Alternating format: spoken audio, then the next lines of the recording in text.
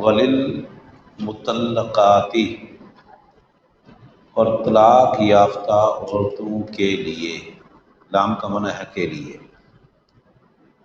مطلقات جمع ہے مطلقہ کی، اور طلاق یافتہ عورتوں کے لیے متاع سامان دینا ہے، مہیا کرنا ہے، بالمعروف عرف کے مطابق، عرف عام کے مطابق، حقاً یہ حق ہے، علی المتقین، متقین کے ذمے، حقاً یہ لازمی ہے، علی المتقین پرہیزگاروں پر۔ پیچھے اللہ رب العزت نے چند آیات پیچھے فرمایا کہ جن عورتوں سے آپ نکاح کرو لیکن رخصتی ہاتھ لگانے سے پہلے ہی ان کو طلاق دے دو تو علی الموسع قدر و علی المقتر قدر، حق مہر مقرر نہیں کیا گیا تھا تو پھر اپنی استطاعت کے مطابق، گنجائش کے مطابق کچھ نہ کچھ دو، ان کی رخصتی نہیں ہوئی ابھی، لیکن یہ آیت عام ہے، یہ آیت بالکل عام ہے۔ وللمطلقات، طلاق یافتہ عورتیں، خواہ رخصتی ہوئی تھی نہیں ہوئی، بچے ہیں نہیں بچے، جس صورت میں بھی طلاق ہو تو فرمایا متاع بالمعروف، عرف عام کے مطابق کچھ نہ کچھ طلاق دینے کے بعد، گھر سے رخصت کرنے کے بعد دے دو۔ یہ متقین کا حق بنتا ہے۔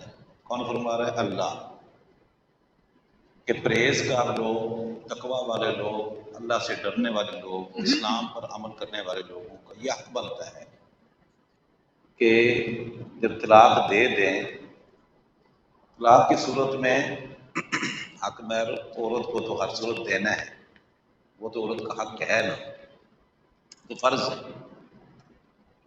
اور اس کے علاوہ اللہ فرماتے ہیں کہ کچھ نہ کچھ دے دو، متاع،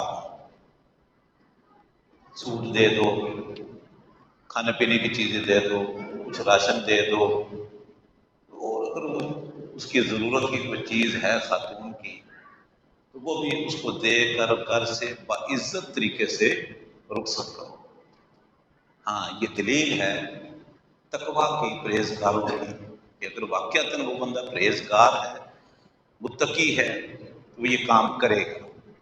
لیکن ہمارے یہاں کیا ہوتا ہے، بڑے بڑے دیندار لوگ میں نے دیکھے کہ عورت کو ستاتے ہیں، تنگ کرتے ہیں، کہ خود یہ خدا مانگے مجھ سے، طلاق نہیں دینا چاہتا کہ حق مہر بہت بڑا ہے، حق مہر ہڑپ کرنا چاہتا ہے، اب وہ اس عورت کو تنگ کر رہا ہے، مجبور کر رہا ہے، تختہ مشق بنایا ہوا ہے، پریشان کر رہا ہے کہ کس طرح یہ مجھ سے بلا لے، طلاق مانگے۔ ہاں، کئی لوگ نہیں پرواہ کرتے حق مہر کی، ٹھیک ہے دو، عورت کو دے دیا، اب طلاق دے دی، لیکن اس کو تنگ کر کے گھر سے نکالتے ہیں، پریشان کر کے، الزام لگا کر۔ یہ قطعاً متقین پرہیزگاروں کا یہ رویہ نہیں ہونا چاہیے۔ اللہ فرماتے ہیں متقین پر یہ حق ہے کہ طلاق ہو گئی، طلاق ایک نظام ہے، ایک سسٹم ہے، نکاح دو افراد کے جمع ہونے کا اور آپس میں میاں بیوی بننے کا ایک نظام ہے، اس کو نکاح کہتے ہیں، وہ شریعت کا دیا ہوا ہے، نہیں نبھا ہو سکا، ہم آنگے نہیں ہو سکی، مزاج نہیں مل سکے، وجہ بن گئی، اب اس حق تلفی، شوہر بیوی کا حق ادا نہ کرے، بیوی شوہر کا حق ادا نہ کرے، یہ بہت بڑا ظلم ہے، یہ بہت بڑی حق تلفی ہے، حقوق غصب کرنے والی بات ہے، اور یہ بہت بڑا ظلم ہے۔ بہت بڑے ظلم سے، بہت بڑے گناہ سے بچنے کا طریقہ اللہ نے نکاح، طلاق دیا ہے، طلاق دی ہے مرد کو، مرد طلاق بھی دیتا تو عورت کو خلا کی گنجائش دی ہے اللہ رب العزت نے، ایک آپشن دیا ہے، یہ بھی علیحدگی کا تھا، وہ ہے جمع ہونے کا طریقہ عقد نکاح، اور یہ ہے علیحدگی کا ایک طریقہ ہے۔ تو متقی لوگ جو ہیں وہ اللہ فرماتے ہیں پھر کچھ نہ کچھ دے کر باعزت طریقے سے، بھائی ٹھیک ہے تم بیوی تھی، آئی میرے گھر میں، نہیں نباہ ہو سکا، جاؤ باعزت طریقے سے یہ سامان لو اور چلے جاؤ، تجھے اللہ رب العزت کو اچھا شوہر دے دے، مجھے اللہ رب العزت اچھی بیوی دے دے، تیرے مزاج کے مطابق شاید مجھے شوہر مل جائے، میرے مزاج کے مطابق اللہ کو بیوی دے دے، نیک صالح۔ تو فرمایا کہ یہ متقین پر حق ہے۔ کذالک یبین اللہ لکم آیاتہ لعلکم تعقلون، اسی طرح کذالک، اسی طرح یبین، واضح کرتا ہے، بیان کرتا ہے اللہ تعالی لکم، آپ کے لیے، آیاتہ، اپنے احکام، اپنی نشانیاں، اپنی آیات، اپنے دلائل، لعلکم، تاکہ تم تعقلون، بات کو سمجھ جاؤ، عقل سے کام لو۔ فرمایا کہ جو پیچھے مسائل گزرے ہیں نا، طلاق کے، خلا کے، بچے کی ولادت، بچے کی رضاعت، حضانہ، پرورش، اور فوت ہونے، شوہر کے فوت ہونے کی صورت میں کتنا عرصہ عدت گزارے گی، کتنا عرصہ وہ رہ سکتی ہے، اور اسی طرح نمازوں کی حفاظت۔ پھر یہ آگے یہ بیان کیا، اطلاق ہو گئی تو کچھ نہ کچھ گھر سے دے کر معروف طریقے عرف عام، اس کو نیکی بھی کہتے ہیں، احسن انداز سے اس کو گھر سے رخصت کرو۔ تو فرمایا کذالک، اسی طرح، یبین اللہ لکم، واضح کرتا ہے، بیان کرتا ہے، کھول کھول کر بیان کرتا ہے اللہ تعالیٰ تمہارے لیے، آیاتی، اپنے احکام، اپنی آیات، لعلکم تعقلون، تاکہ تم بات کو سمجھ سکو، بات کو سمجھ سکو۔ اس لیے اتنی وضاحت کی ہے، کھول کر کوئی پیچیدگی، کوئی رموز، کوئی خفا اللہ نے نہیں چھوڑا۔ دیکھو کتنی باریکی سے اللہ نے یہ سمجھایا ہمیں۔ پھر آگے اللہ فرماتے ہیں الم ترا، کیا آپ نے نہیں دیکھا، الی الذین، ان لوگوں کی طرح، لم، حمزہ استفہامیہ ہے، کیا لم ترا، نہیں دیکھا آپ نے، کیا آپ نہیں جانتے، الی الذین، ان لوگوں کی طرف، خرجو، جو نکلے، من دیارہم، اپنے گھروں سے، وہم الوف، حالانکہ وہ ہزاروں کی تعداد میں تھے۔ الم ترا، کہ آپ نے نہیں دیکھا، الی الذین، ان لوگوں کی طرف، خرجوا من دیارہم، جو اپنے گھروں سے نکل کے بھاگ گئے، وہم الوف، حالانکہ وہ ہزاروں کی تعداد میں تھے، حذر، ڈرتے ہوئے، الموت، موت سے، موت سے ڈر کی وجہ سے، موت سے ڈر کی وجہ سے، موت سے بچنے کے لیے۔ فقال لہم، کہا، لہم، ان سے، اللہ تعالیٰ نے، موت، تم مر جاؤ، تمہیں موت آئے، وہ مر گئے، موت سے ڈر کی وجہ سے بھاگے۔ اللہ نے فرمایا چلو سب کو، فرشتوں کو، سب کو موت دو، سب کو مار دو، سب کو ان کو روح قبض کرو، سارے فوت ہو گئے، موت سے ڈر کی وجہ سے باقی مر گئے۔ ثم، پھر، احیاہم، ان کو زندہ کیا، پھر ان کو زندہ کیا۔ ان اللہ، بے شک اللہ تعالیٰ، لذو فضل، البتہ فضل والا ہے، بے شک اللہ تعالیٰ، لذو فضل، البتہ فضل والا ہے، علی الناس، لوگوں پر، ولیکن، اور لیکن، اکثر الناس، لوگوں کی اکثریت، لا یشکرون، اللہ کا شکر ادا نہیں کرتے۔ یہ ایک واقعہ ہے جو اللہ رب العزت نے اس سورہ بقرہ سے بارے میں بیان کیا ہے۔ کوئی قوم تھی، امت تھی، کسی علاقے میں رہتے تھے، دو اس کی تفسیریں علماء محدثین مفسرین کی ہیں۔ ایک یہ کہ اس بستی پر، ان علاقے پر دشمن نے حملہ کر دیا، تو یہ بجائے اس کے کہ دفاع کریں، لڑیں، جہاد کریں، ٹھیک ہے، یہ بھاگ گئے، علاقہ چھوڑ کر بھاگ گئے، علاقہ چھوڑ کر بھاگ گئے کہ بھئی اب کون مقابلہ کرے، کون دفاع کرے۔ یقین بات ہے، اس میں شہادتیں بھی ہوتی ہیں، زخمی بھی ہوتے ہیں، مال بتا بھی جاتا ہے، اولادیں بھی جاتی ہیں، ٹھیک ہے نا جی۔ اب یہ سارا ملک چھوڑ کر بھاگے، باقی جس جگہ کے اللہ رب العزت نے ان کی آزمائش کی اور ان کو وہی موت دے دی۔ اور اللہ فرماتے ہیں کہ یہ ہزاروں کی تعداد میں، تھوڑے نہیں تھے، بہت بڑی تعداد تھی، دفاع کر سکتے تھے، لڑ سکتے تھے جی، لیکن بجائے لڑنے کے، بجائے جہاد کے، یہ بھاگ کے، اور بھاگ کر پولیس علاقے میں گئے۔ اللہ رب العزت نے ان کو وہیں کہا کہ بھی سب کو موت دے دی، سب فوت ہو گئے۔ ثم احیاہم، پھر اللہ نے ان کو زندہ کیا، اور زندہ اس لیے کیا اللہ رب العزت تاکہ ان کو بتائے کہ جس موت سے، ڈر کی وجہ سے تم بھاگ رہے تھے، اس موت سے نہیں بچ سکتے۔ زندگی اور موت کا مالک اللہ ہے، الذی خلق الموت والحیات لیبلوکم ایکم احسن عملا۔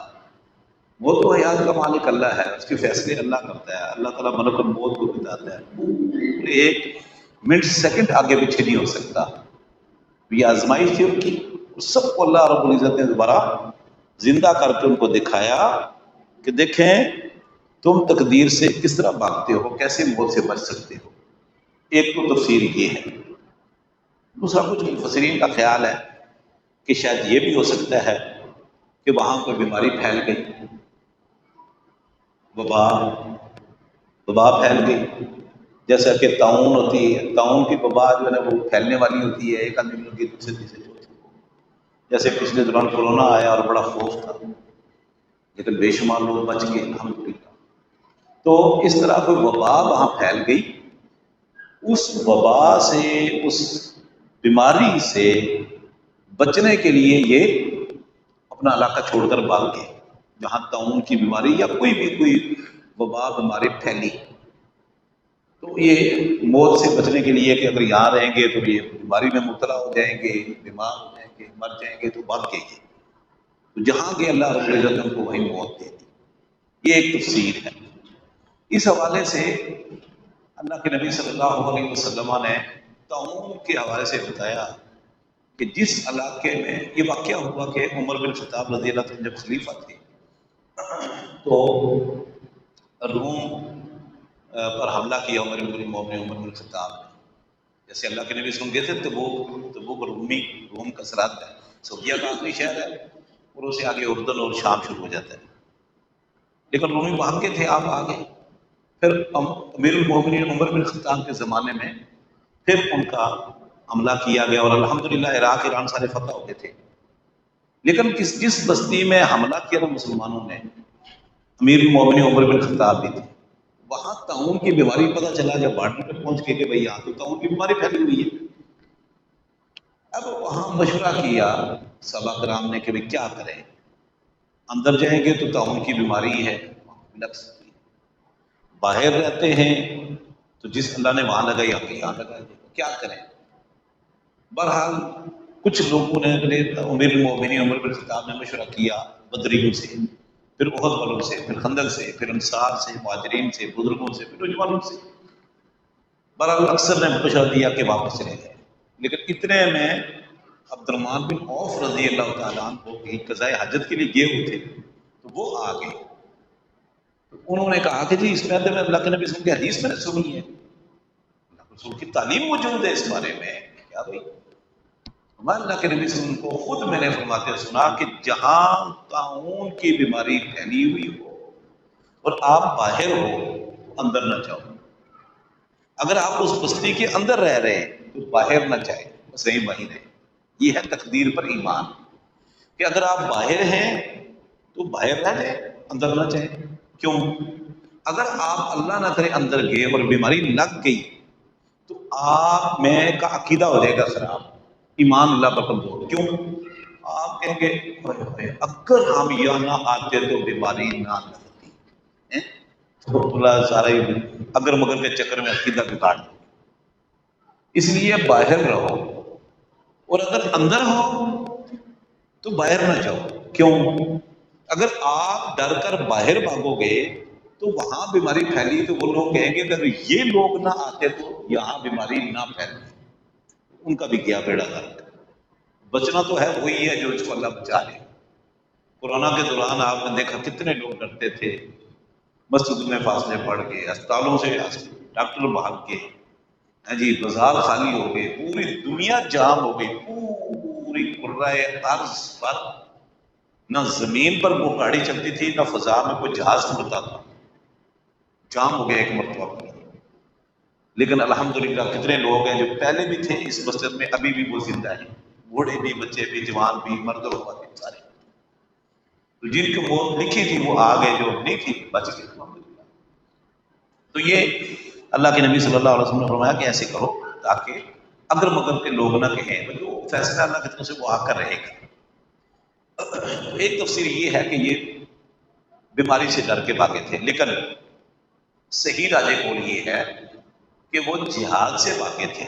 دشمن نے حملہ کیا تو وہ بنی اسرائیل کی قوم تھی یا جو بھی تھے، وہ جہاد سے بچنے کے لیے، مقابلہ، دفاع، ہاں جی، قتال سے بچنے کے لیے بجائے دفاع کریں، ملک کی چھوڑ کر، علاقہ چھوڑ کر بھاگ گئے۔ اللہ رب العزت نے ان کو یہ صلاح دی کہ وہ سب کو موت آ گئی، پھر اللہ نے ان کو زندہ کیا۔ دلیل کیا ہے کہ یہ جہاد، اگلی آیت آپ پڑھیں دیکھیں، وَقَاتِلُوا فِي سَبِيلِ اللَّهِ، اور فرمایا قتال کرو، جہاد، لڑائی کرو، فی سبیل اللہ، اللہ کے راستے میں، وَعْلَمُوا، اور جان لو، ان اللہ، بے شک اللہ تعالیٰ، سمیع، سننے والا ہے، علیم، جاننے والا ہے۔ سمیع سننے والا ہے آپ کے اقوال، اور علیم جاننے والا ہے آپ کے نیتوں کو اور آپ کے افعال۔ تو یہ آیت بتاتی ہے کہ قتال کا ذکر ہے تو اللہ نے حکم دیا کہ قتال کرو، بھائی جہاد کرو، کھڑے رہو، مقابلہ کرو، لڑائی کرو۔ تو اس ثابت ہوتا ہے کہ وہ جہاد سے ڈر کر مارے بھاگے تھے۔ تو یہ ایک تو اس واقعے سے یہ ثابت ہوا کہ تقدیر پر مکمل ایمان رکھنا چاہیے اور اللہ کے احکام پر عمل کرنا چاہیے، موت سے ڈر کر نہیں مرنا چاہیے۔ دوسری بات یہ مسئلہ ثابت ہوا کہ اللہ رب العزت دنیا میں بھی لوگوں کو مرنے کے بعد زندہ کر سکتا ہے، ٹھیک ہے، اور یہ زندہ ہو گئے لوگ، اور اللہ نے دکھایا لوگوں کو۔ یہ دلیل ہے کہ اگر دنیا میں بندہ مرنے کے بعد زندہ ہو سکتا ہے تو کل قیامت کے دن بھی اللہ مرنے کے بعد دوبارہ زندہ کرے گا، باعث بشیر ہوگی اور حساب کتاب ہوگا۔ یہ ذری دلیل ہے۔ باقی اللہ رب العزت کا ایک اٹل فیصلہ ہے کہ جو بندہ فوت ہو گیا وہ دوبارہ زندہ نہیں آتا، دنیا میں نہیں آتا۔ یہ اٹل فیصلہ ہے کہ جس کو موت آ گئی نا، حقیقی روح نکل گئی، وہ دوبارہ دنیا میں نہیں آئے گا، اس کو نئی زندگی نہیں ملے گی اللہ کے قبر میں حساب کتاب کے وقت۔ لیکن یہاں کچھ صورتیں مستثنا ہیں۔ مثال کے طور پر یہ جو آگے واقعہ آ رہا ہے، گائے پیچھے گزر چکا ہے، وہ بنی اسرائیل کے چچا بھتیجا کی لڑائی ہوئی، ایک نے دوسرے کو قتل کر دیا، قتل کر کے تو دوسرے کے سر پہ ڈال دیا کہ قاتل وہ ہے۔ موسیٰ علیہ السلام کے زمانے میں ایک مہمہ بن گیا مسئلہ، اللہ نے فرمایا گائے ذبح کر کے گوشت کا دوسرا لگاؤ، مقتول کو تو بول پڑے گا۔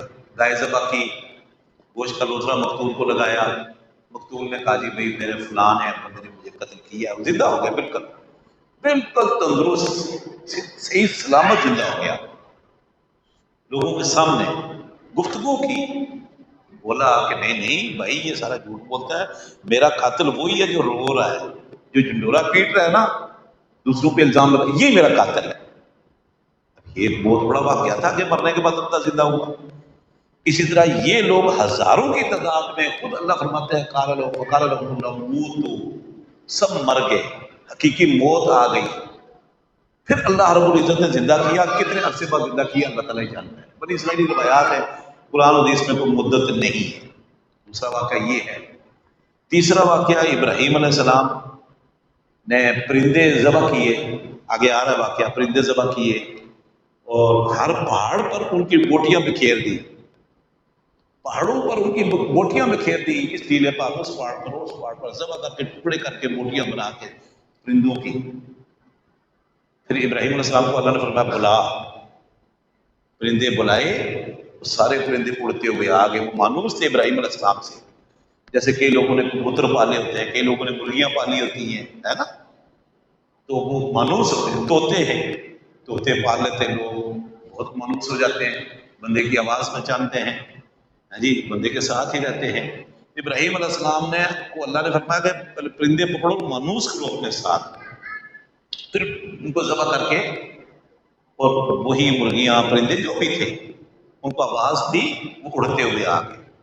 بالکل وہی پرندے جو تھے، مرغیاں تھیں، کبوتر تھے، طوطے تھے، جو بھی تھا برات اڑتے ہوئے آ گئے. اب اس پر لوگوں نے باتیں کی فلاں تھا، کوئی دلیل نہیں.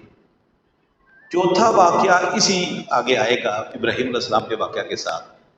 ایک آدمی تھا، کسی بستی سے گزر رہا تھا، اجڑی ہوئی بستی تھی، بندے سارے بالکل اجڑی ہوئی. انہوں نے کہا، اس نے کہا کہ کیسے آباد ہوگی، کیسے لوگ زندہ ہوں گے، ختم ہو گئے. اللہ رب العزت نے اس بندے کو موت دے دی. وہ گدھے پر جا رہے تھے، اپنا توشہ سفر بھی تھا، تو موت آ گئی. 100 سال، 100 عام ہے، 100 سال بعد اللہ رب العزت نے اس بندے کو زندہ کیا. اب 100 سال بعد بندہ زندہ ہوا. اللہ نے فرمایا دیکھو اپنے کھانے کی طرف، گدھے کی طرف دیکھو. اب گدھے کی طرف دیکھا تو گوشت ہے ہی نہیں، ہڈیاں ہیں، ہڈیوں کے بکھری پڑی ہڈیاں ہیں، بس اس طرح گدھا لیٹا ہوا ہے، جوڑ الگ ہوئے، جس طرح قبر میں کہ آپ نے دیکھا ہوگا مردوں کی تصویریں آتی رہتی ہے قبر میں میت کی، صرف ہڈیاں ہی ہوتی ہیں پرانے وقتوں کی قبریں. گدھا آپ دیکھا ہے، بس گدھے کی ہڈیاں ہی ہیں، بس نظر آ رہا ہے کہ بھائی یہ گدھا ہے، جوڑ الگ ہو پڑے. اللہ نے فرمایا دیکھو کیسے ہم اس کو گوشت بناتے ہیں، کھال بناتے ہیں. دیکھتے دیکھتے دیکھتے دیکھتے گوشت گدھا جو ہے نا وہ کھال چڑھتی گئی، گوشت کرتا گیا اور اٹھ کر بیٹھ گیا، رہنے لگ گیا. میں کھانے کی طرف دیکھو، 100 سال بعد آپ کو میں نے زندہ کیا اور لم یتسنہ، یہ بسیدہ نہیں ہوا، 100 سال بعد کھانا تازہ ہو گیا. فرمایا اسی طرح یہ بھی زندہ ہوں گے جس طرح اللہ نے آپ کو 100 سال بعد زندہ کیا ہے. ٹھیک ہے، کذالک تخرجون. یہ بھی ہے کہ مر کر بھی دوبارہ تم نے زندہ ہونا ہے کل قیامت کے دن. اور چوتھا 5واں واقعہ صحابہ کہف ہے. 309 سال قمری اعتبار سے اور 300 سال شمسی اعتبار سے وہ موت کی حالت میں رہے، مردہ رہے، 300 سال تک میت رہے. اور 309 سال بعد اللہ نے ان کو زندہ کیا. اب دیکھ لیں یہ واقعات اللہ نے قرآن مجید میں بیان کیے ہیں، اور ہر واقعہ کیسے اللہ نے یہ ثابت کیا کذالک تخرجون. تم دنیا میں کہتے ہو مر کر زندہ نہیں ہونا، اب دیکھو وہ نا بندے تمہارے سامنے زندہ، کتنے سال بعد مرنے کے بعد زندہ ہوئے. اسی طرح انہیں قبروں میں بھی زندہ ہونا ہے، حشر کے دن زندہ ہونے ہیں اور حساب کتاب دینے، اللہ کے سامنے حاضر ہونا ہے. تو یہاں سے اللہ رب العزت نے دلیل نکالی. یہ تو بہت ساری چیزیں ہیں کہ موت سے نہیں ڈرنا چاہیے. الحمدللہ آپ دیکھیں نا، یہ لوگ تو جہاد سے ڈرنے کی وجہ سے اور دفاع کرنے کے بجائے بھاگ کے نہیں بچ سکے. اور آج اللہ کے فضل و کرم سے فلسطینی مجاہدین، غزہ کے مجاہدین اب یہودی آگ و آہن کی برسات کر رہے ہیں. نہ ہو مسجد، نہ مساجد، نہ مدارس، نہ سکول، نہ کوئی بازار، نہ مارکیٹ، نہ کھیل کا میدان، کچھ بھی نہیں وہ چھوڑ رہے. حتیٰ کہ مساجد، ہاسپٹل، یعنی ہمارے کچھ لوگ یورپ سے کافروں سے اتنے متاثر ہیں، اور مجھے بڑی حیرت ہوتی ہے کہ یہ کلمہ وہ محمد صلی اللہ علیہ وسلم کے کلمہ امتی ہو کر کہتے ہیں کہ کافروں میں بڑی انسانیت ہے، کافروں میں بڑی انسانیت کا درد ہے. کتے بلے کو دیکھتے ہیں نا پیار کرتے ہوئے، بڑا انسانیت ہے جی، کتے بلے کو پیار کرتے ہیں. ان سے بڑا دہشت گرد اور ظالم اور حیوانوں سے بھی بدترین کون ہو سکتا ہے جو ہاسپٹل پر بیماریاں کرے یار، اسکولوں پر بیماری کرے، مساجد پر بیماری کرے. آپ اندازہ کیجئے یار، جنگل کے درندوں کا بھی وہ قانون ہوتا ہے نا، جنگل کے درندوں کا قانون ہے. جس جانور پر ایک مرتبہ شیر یا چیتا حملہ کرتا ہے، اس کو چھوڑ کر دوسرے پہ بھی حملہ کرتے ہیں، ہاتھ سے نکل گیا چپ کر جاتے ہیں، پھر پیچھے ہٹ جاتے ہیں۔ ایک مرتبہ جس جانور کو ٹارگٹ کیا نا، پھر اسی پر حملہ کریں گے، دوسروں کو نہیں ہراساں کرتے۔ سمجھ آ رہی نا جی؟ اور وہ بھی عام باہر چرتے ہوئے، لیکن یہ ایسے درندے ہیں، یہ یہودی ایسے بھوکے بھیڑیے ہیں انسان مسلمانوں کے خون کے پیاسے، کہ دنیا کا کوئی قانون، کوئی اصول، کوئی ضابطہ اخلاق، کوئی انسانیت ان کے اندر ہے ہی نہیں۔ یہ انسانیت کے درجے سے اولئک کالانعام بل هم اضل، یہ جانوروں سے بھی گرے ہوئے ہیں، جانوروں سے بھی بدترین ہے۔ پھر لوگ کہتے ہیں دیکھو ان کے اندر بڑی انسانیت ہے، کتے کو پیار کریں، بلی کو پیار کریں، اور انسانوں کو، بچیوں کو، بچوں کو، خواتین کو، ہاں جی ٹھیک کر رہے ہیں۔ انسانیت ہے، حیرت ہوتی ہے مجھے۔ تو بہرحال اللہ کے فضل و کرم سے یہ 7واں مہینہ چل رہا ہے، 7واں مہینہ چل رہا ہے، قربانیاں دے رہے ہیں، خون پیش کر رہے ہیں، بچے بچیاں، بیوی، گھر، مال، اموال، مارکیٹ، کاروبار، تجارت، سب کچھ ان کا قربان کر دیا اور الحمدللہ، لیکن ڈٹے ہوئے ہیں، مجاہدین ڈٹے ہوئے ہیں۔ 7واں مہینہ چل رہا ہے، اور انشاءاللہ اللہ آپ یاد رکھنا، یہ امریکہ اور یہ یہودی اسرائیلی، یہ تو اسرائیلی ہے ہی نہیں، یہ یہودی ہے، یہ فلسطین کے اندر یہ سمجھ رہے تھے کہ ہم بس ان کو ملیا میٹ کر کے نا بھگا دیں گے اور پورے فلسطین پر کنٹرول کر لیں گے، لیکن الحمدللہ سامنے بھی چٹان بن کے کھڑے ہیں۔ 7واں مہینہ ہے، ان یہودیوں کی معاشی حالت دگرگوں ہے اور سخت نقصان میں جا رہے ہیں، پوری دنیا کے اندر بدنام ہو رہے ہیں، اور ان کی جو ان کی شہرت تھی نا بڑی ہمدردی کی، وہ ساری شہرت ان کی الحمدللہ وہ بہہ گئی ہے ان کے ظلم اور ستم کے مقابلے میں۔ تو مجاہدین اللہ کے فضل و کرم سے اللہ ڈٹے ہوئے ہیں، مقابلے کر رہے ہیں۔ کم من فئۃ قلیلۃ غلبت فئۃ کثیرۃ بإذن اللہ، یہ مدد اللہ کی طرف سے آتی ہے۔ تو اب اللہ رب العزت ان کو سرخرو کر رہا ہے، مجاہدین سرخرو کر رہا ہے۔ بھائی جان امریکہ آیا تھا نا افغانستان میں مہینے بعد واپس آ جاؤں گا، 18 سال بعد گیا اور منتیں کر کے گیا ہے، جس حالت میں گیا آپ کے سامنے ہے۔ انشاءاللہ یہ اسرائیلی، یہ یہودی ملک اسرائیل فلسطین چھوڑیں گے، یہ یہودی جہاں سے آئے ہیں وہاں جائیں گے، مسلمان پہلے بھی وہیں تھے اور وہیں رہیں گے۔ یہ انبیاء کے وارث ہیں، مسجد اقصیٰ کے وارث ہیں، ہمارے نبی نے وہاں نبیوں کو نماز پڑھائی، وہاں سے عروج ہوا معراج۔ انشاءاللہ اللہ کے فضل و کرم سے اگر ڈٹے رہیں گے تو انشاءاللہ لا تہنوا ولا تحزنوا وانتم الاعلون ان کنتم مؤمنین۔ اللہ فرماتے کمزوری نہیں دکھانی، پریشان نہیں ہونا، دنیا کے چھوٹنے پر، شہادتوں پر، زخمی ہونے پر، ولا تحزنوا غم زدہ نہ ہونا، غم زدہ نہ ہونا، وانتم الاعلون، غلبہ آپ کو ملے گا، فتح آپ کو ملے گی، کامیابی آپ کو ملے گی، ان کنتم مؤمنین، بشرطے کہ ایمان کا دامن تھامے ہو، ایمان سے آپ ہاں جی مالا مال ہو۔ اور الحمدللہ اللہ کے فضل و کرم سے مجاہدین اور غزہ کے، رفح کے، فلسطین کے مسلمان ڈٹے ہوئے ہیں، مقابلے کر رہے ہیں، نقصان دشمن کو پہنچا رہے ہیں، ان کے دانت کھٹے کر رہے ہیں، ٹھیک ہے نا جی۔ اور اللہ رب العزت سے دعا بھی ہے کہ اللہ رب العزت کو کامیاب و کام، یہ اللہ کا وعدہ ہے۔ اللہ فرماتا ہے وَيَتَّخِذَ مِنْكُمْ شُهَدَاءَ، کچھ لوگوں کو میں شہادتیں بھی دیتا ہوں، شہادت بھی ایک اعزاز ہے، ہاں جی، یہ رتبہ بلند ملا جس کو مل گیا، ہر مدعی کے واسطے دار و رسد کہاں۔ اللہ رب العزت مسلمانوں کو کامیاب کرے۔ یہ اللہ نے ایک واقعہ بیان کیا ہے کہ اس طرح جو ہے وہ موت سے ڈر کی وجہ سے بھاگے تھے، نہیں بچ سکے۔ دنیا کے اندر بھی کوئی اگر ایسا مسلمانوں کو اللہ یہ آیت بتا رہا ہے کہ اگر تمہارے پر کوئی ایسا وقت آیا تو تم نے علاقہ نہیں چھوڑنا، ڈٹنا ہے، قاتلو فی سبیل اللہ کے راستے میں قتال کرنا ہے، اور جان لو بے شک اللہ تعالیٰ سننے والا جاننے والا ہے۔